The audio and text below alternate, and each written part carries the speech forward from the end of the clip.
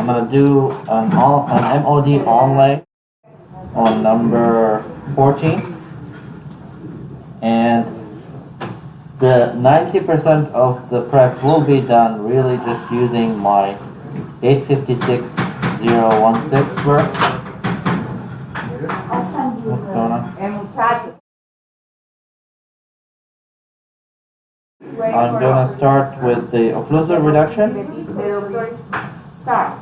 Can you see on the screen? Okay. So now, again, 856.016 is really my friend. It has a nice round end. Wherever I reduce, it's producing this nice smooth surface. I love this burr for ceramic prep. So I'm going to start just like we do with any occlusive reduction. I'm going to first study how much clearance I have and understand, okay, if I need to shift ridges, if I need to reduce in certain areas more than other areas. Obviously the buckle groove here on number 14 requires not less reduction than, for instance, the cuff ridge here on the medial buckle cuff. So again, I'll maintain the vertical angulation, the direction of the ridge, the tip of the burr within the center groove. Then I'm going to start cutting, and then you can cut with one direction. But again, I'm not too worried here about you producing a very defined, accurate anatomy, as we were doing that for gold restoration, right? So it's a different concept now, which makes it even easier and simpler. I'm going to gain to have 1.5 millimeter clearance. Never ever start, even if you want to reach to, let's say, 2 millimeter, never start with that. Because by the time that we finish and round everything, you're going to gain another 0.5 millimeter of clearance. So don't start immediately by just reducing 2 millimeter without understanding that, okay, there are extra steps to be done. So this looks like close to 1.5 millimeter right now.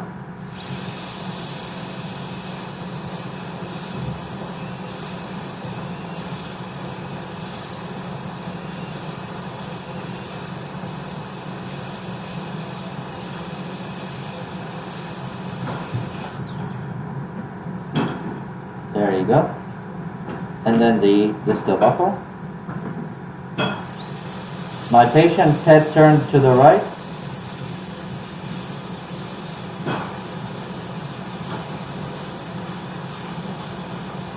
When I reduce here, I reduce all the way towards the marginal ridge. Don't worry, you're not going to hit the adjacent tooth, because the burr creates a lip of enamel that will protect you.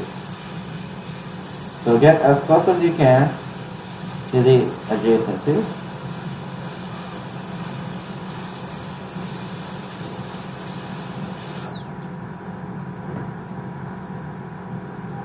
Okay, perfect.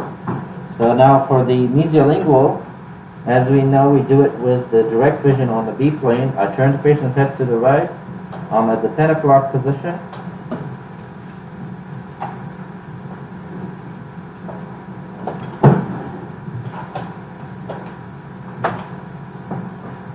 So all I want is to take the vertical angulation.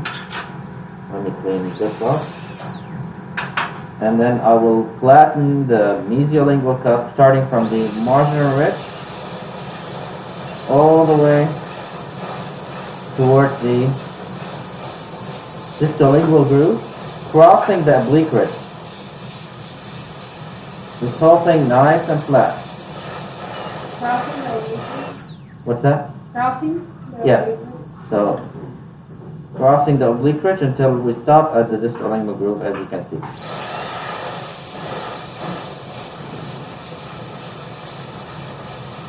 Okay. Now we come back to the distolingual area, which usually we find it a little bit challenging, but it doesn't have to be if we just remember, I want the tip of my burr to be within the distolingual groove. So if I have the tip of my burr within the distolingual groove, by the way, my handpiece is, let me increase the light a little bit. My handpiece is crossing the arch from the right side. My tip of the burr is within the distal lingual groove. The burr itself is oriented from the distal lingual corner. I start from the distal pit. I reduce with the side of the burr. You see, I reduce down with the side of the burr, as such. And then I just go up with the distal lingual groove. There you go. So we're just following the distal lingual groove, and I'm flattening the distal lingual cuff in this manner. It's very clear.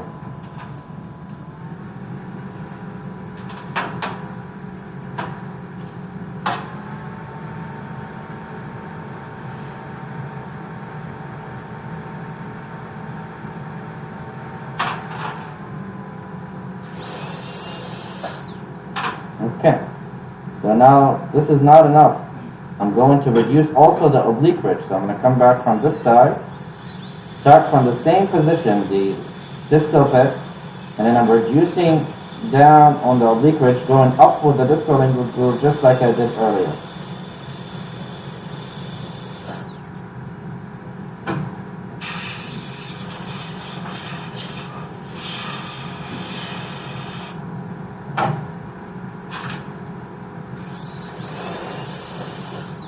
Okay, so the C-plane, all I have to do is hold the burr diagonally, following the same position of the distal lingual groove, and I reduce down on the distal lingual groove at the C-plane area, and then I keep it pointing diagonally for the whole C-plane. And this will force the burr to be at a 45-degree angle at all times.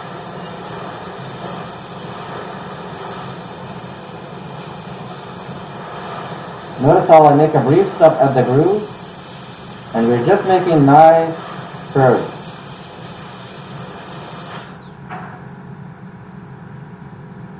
There you go. Now there's a little interruption between the C-plane and the B-plane. I'm going to blend in that interruption by continuing the oblique ridge into the C-plane as such. That's it.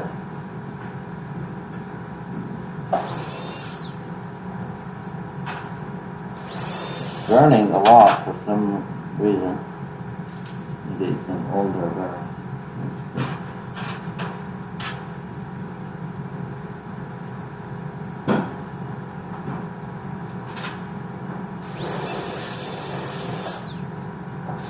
Okay. So now is the fun part. Now here's what I'm going to do. The same concept that we worked with on class 2, I'm going to apply them here. I'm looking parallel to the contact from the buckle. My mirror is showing me 45 degree down parallel to the contact. You can keep the burr vertical for now, and then just start at the middle of the contact. Now try to estimate how far should I go before I get 1 millimeter clearance.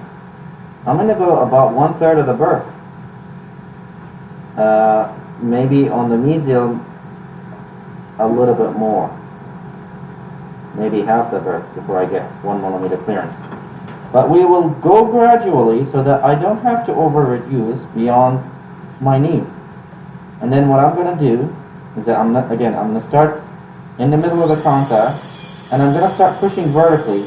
I'm putting the burr about 0.5 millimeter away from the adjacent tooth, and I'm going to start pushing vertically. Allow the burr to cool down so that it doesn't burn like this, or use the coolant. And then push, push, push, push. So, this is not a better burr. I wish I had a set of new burrs.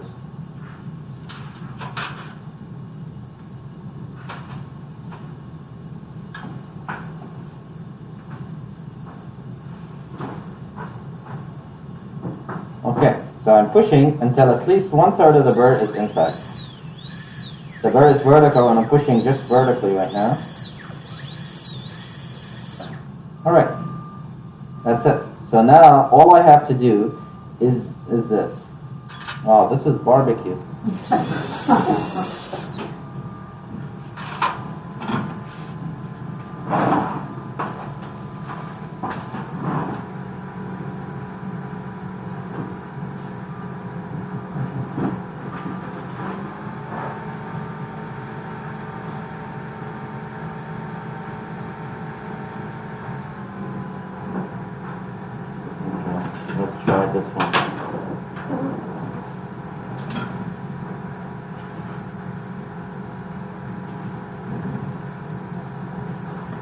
Okay, so now all I have to do is to angle the burr a little lingually, see that?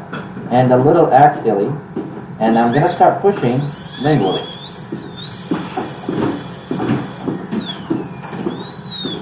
See that? What a very quick and easy way. Stop, and then evaluate. Ask yourself this as you asked in class 2. Is this motion going to allow me to get clearance? Now, I'm not going to be strict about having half millimeter clearance, because this will never happen in the patient, right? However, let's stay within the range of 1 millimeter clearance, okay? So again, I still feel like after I trim that hook, I'm going to go a little bit further. But notice how all of this is being done with just one single burr. Again, the burr is leaning lingually, axially, and I'm just simply pushing lingually while the burr is half millimeter away from the adjacent tooth. Make sure that your gingival is the same uniform situation. Now I'm going to keep cutting.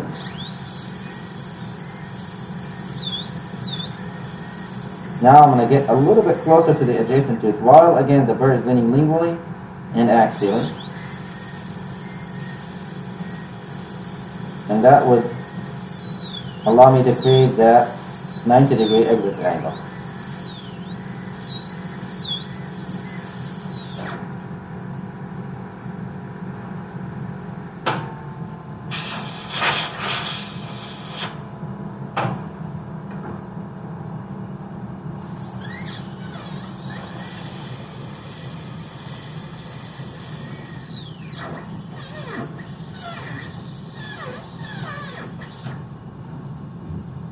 Okay, so now that can be later on removed with a smaller burr, so I'm not going to worry too much about that tiny hook.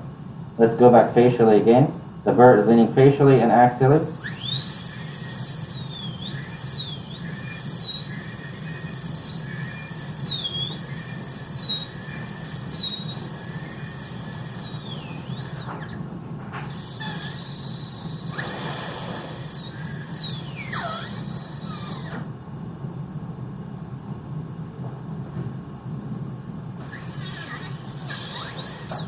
I always check my burr is leaning facially and axially, and I'm pushing just facially.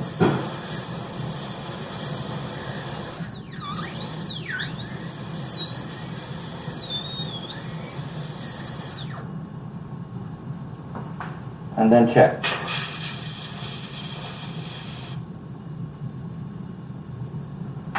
Almost.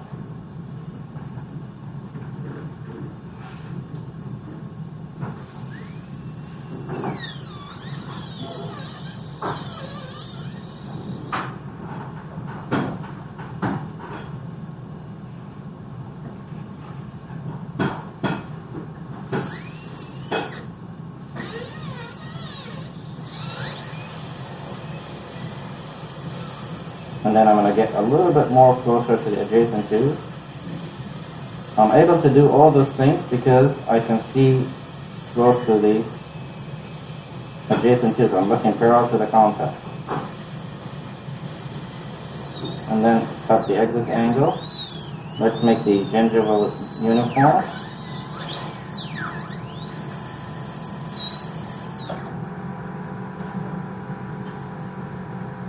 And that's it.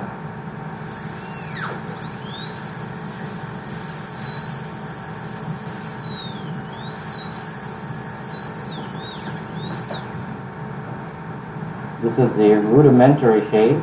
We're going to get it to be a little bit more uniform in a little bit after we use the 877. But we can always define the line angles a little bit more.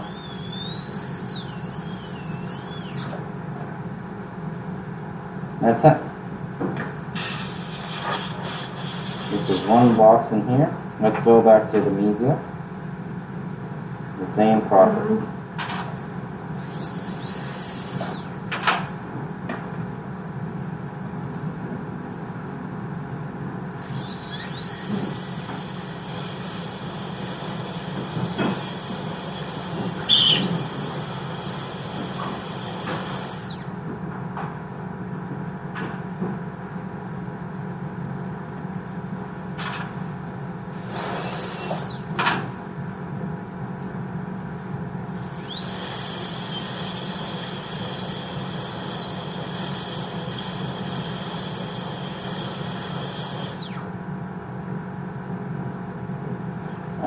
everything onto the facial.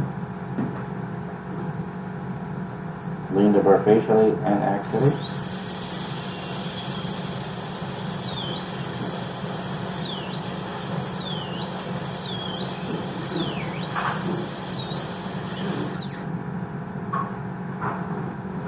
And when we get to a point where we think we'll have enough clearance, I'll start getting closer to the adjacent tooth.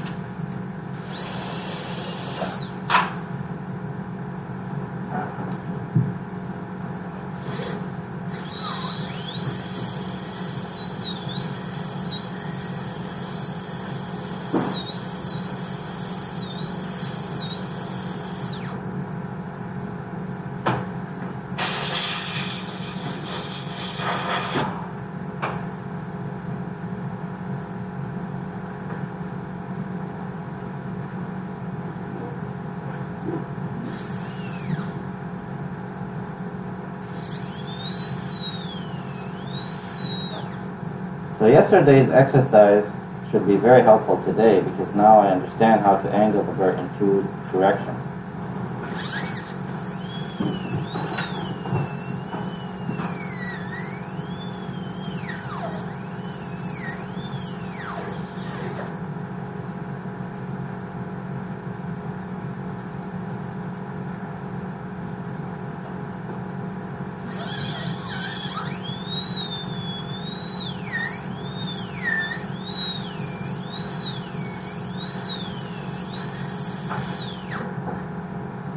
So I need to know if I have enough clearance.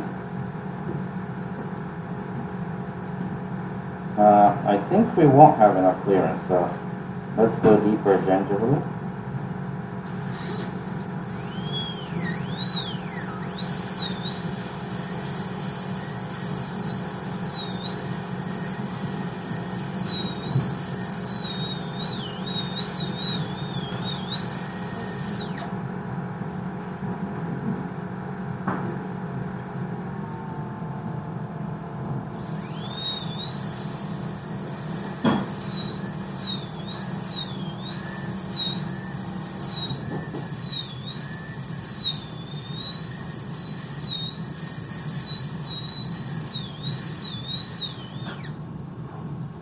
Okay, that should be fine for now. I'm going to push a little bit more facially again. Whenever I touch the facial wall, my burr is leaning facially and axially.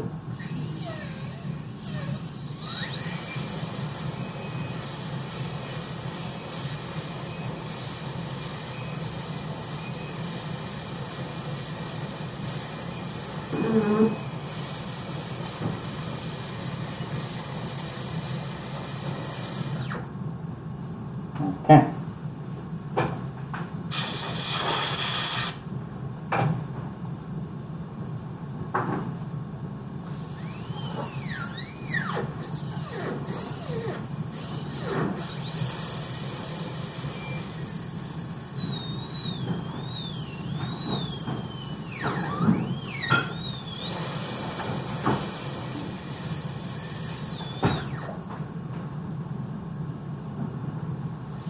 Make sure that your gingival is uniform in depth. Refine your line angles, refine your walls.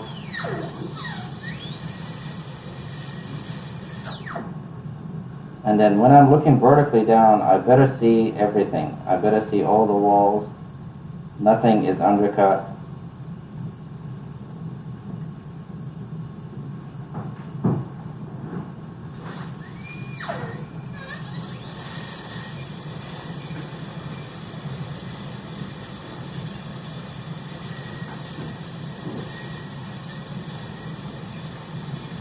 Again, I'm only able to do this because I'm looking parallel to the contact. Okay, so now let's do the isthmus. And the way that I do it is that I start from the deepest point and just move mesiodistally first.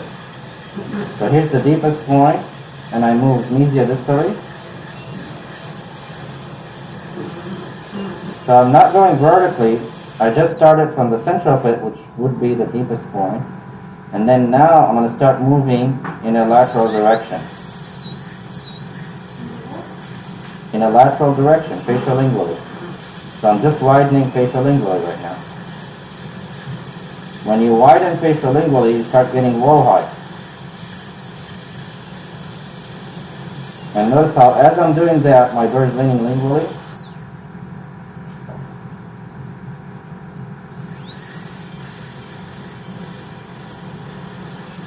And then as I'm working on the facial wall, my bird is leaning facially. Again, I'm just widening. I can get a wall height of 1 millimeter, that should be enough.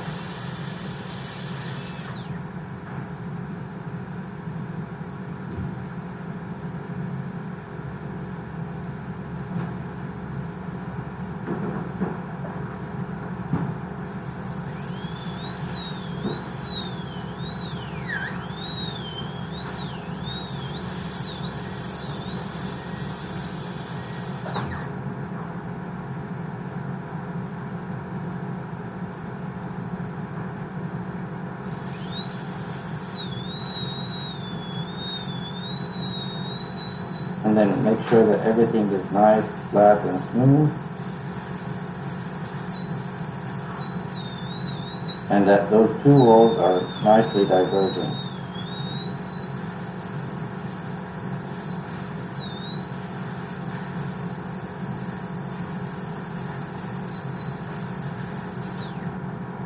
Okay, what is left right now is to use a thinner burr. Here I would like to use an 877.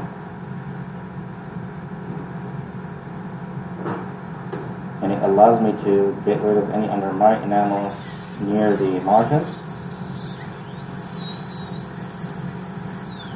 Define my walls a little bit better.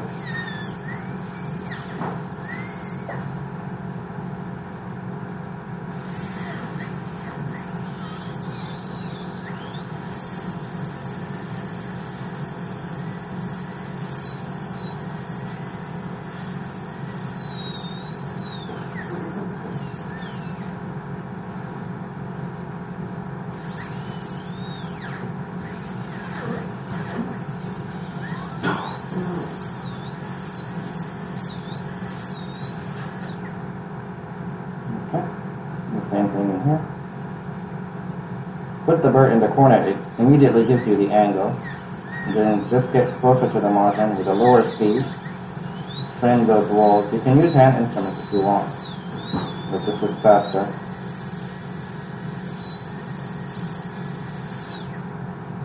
There you go. So no under my enamel. This facial is left. Put the burr into the corner, it immediately gives me the angle. I just get closer to the margin to trim all the under my enamel and define my wall nicely and uniformly. And that's it. What about our gingival? So there's hooks in there. You can use gingival margin trimmer. Or you can come back with the 877 again and then trim the under my enamel just like we do with when we have the J margin. Trim the under my enamel and then I go up a little bit and then up again and then up again until I get to the axial wall, and usually that gives me a nice angled shoulder. So I started from the margin, I lowered the margin by trimming all the under my enamel, and then I go up, go up, go up, until I have nice angled situation in here. Now I'm not going to leave this sharp. I'm going to bevel the axial focal line angle. I'll do the same thing in here. I'm going to lower this margin down to trim all the under my enamel with the 877, and then I don't want to chamfer, so what I'm going to do is that I'm going to start going up, and then up again, and then up again, just going back and forth like this facialingually until I get a uniform angled shoulder with one burr. Notice when I look vertically down, everything is open, everything is diverged. Now I'm not going to leave sharp internal line angles as well. So I'm going to come back, and anytime I see an internal line angle like this, or a defined outline, I'm going to come back and just very passively go over the burr to make it look like it's rounded. So everywhere, I'm coming back. Notice how slow the speed is right now. So I have line angles in here. I'm coming back and I'm rounding those line angles everywhere. Even the ridges. So I'm coming back over the ridges at very passive speed. Rounding here.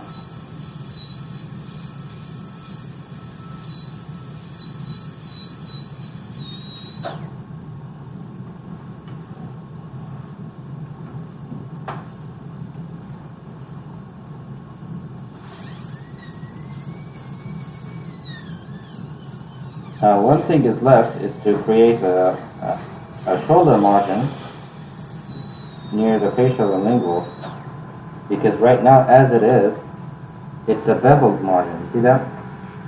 So if the ceramic will end here on the lingual, it's not going to give me 90 degrees.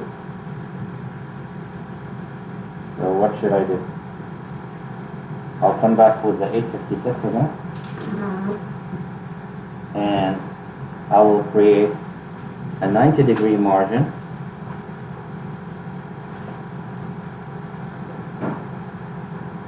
I will lean the burr a little bit towards the cup tip, and then I'm going to start making a shoulder with a round internal line angle. As you can see, you can use direct vision.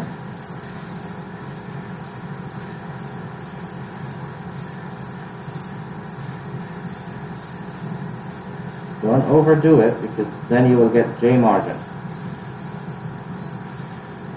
So the whole point is for us to create a margin that is a 90 degree.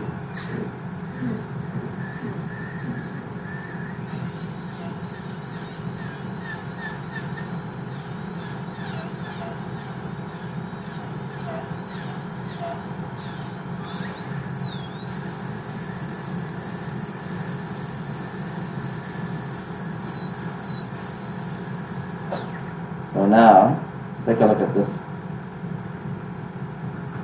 Is it clear on the screen? 90 degrees. Now I'm not going to leave this corner sharp. I'm going to bring the burr parallel to the exit angle, and I'm going to bring that 90 degree shoulder around into the lingual wall in here, so that it's absolutely rounded. You see that rounded corner? The scanner will be able to read that. If this is sharp like here, like for instance here, that's not going to be readable. Now again, the facial, you have two options right now, and both would be correct. You can actually end ceramic in here, and that would be fine. But if you want to increase better, a little bit of a grip, a little bit of a mechanical retention, then this is what I'm going to do.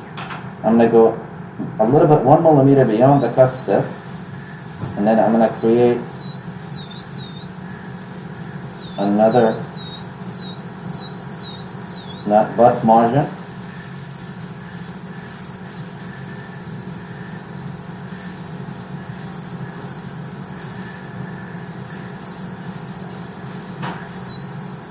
All around, so that we get to have 90 degrees.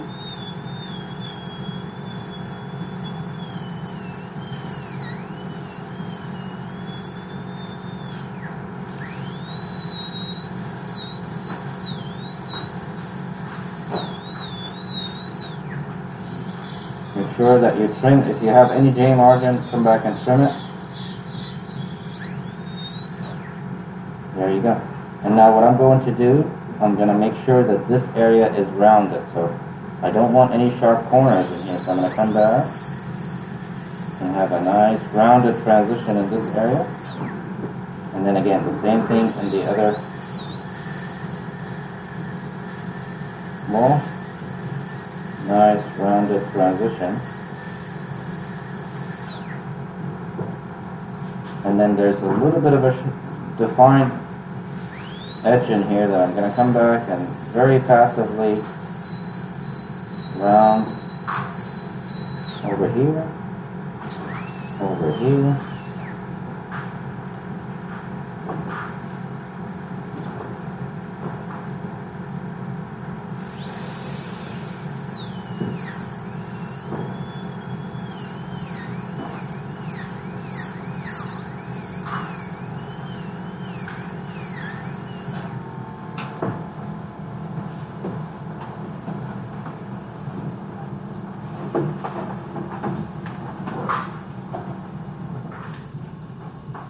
And then that is the final corner that I'm rounding in this area.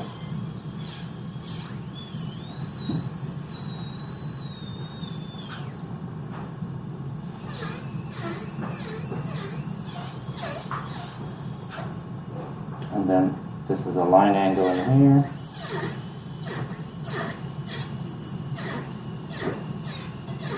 And then you can spend as much time as you want just finishing and rounding everything. But this is the gist of it.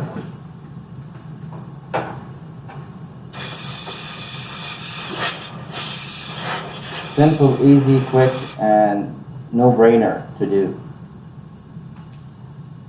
Okay? But yeah, stick to the criteria. 90 degrees everywhere. If this is an MOD amalgam that is failing, then all I did is just remove the amalgam and then came back to each wall and started angling the burr in a way that would allow me to diverge, right? That's it. So don't be afraid to target those areas with the option of full ceramic, because it's so easy and quick, and all you need is the 856.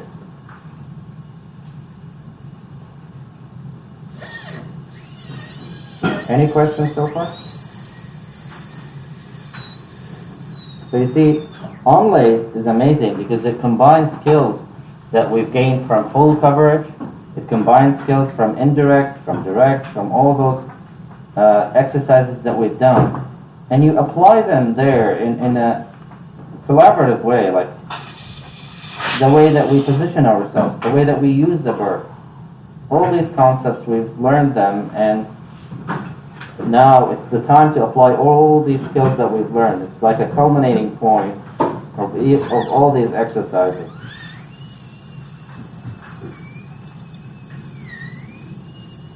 It doesn't have to be complicated. Now, 90 degree, notice how it's hard when I'm looking occlusally. So I need to angle my mirror until I see only one line. When I see one line, I need that line to be 90 degrees to the outside surface. Another thing, how to evaluate draw on an onlay. When I'm looking vertically down, I need to be able to see the facial wall here with the lingual wall in here. The lingual wall in here with the facial wall in here.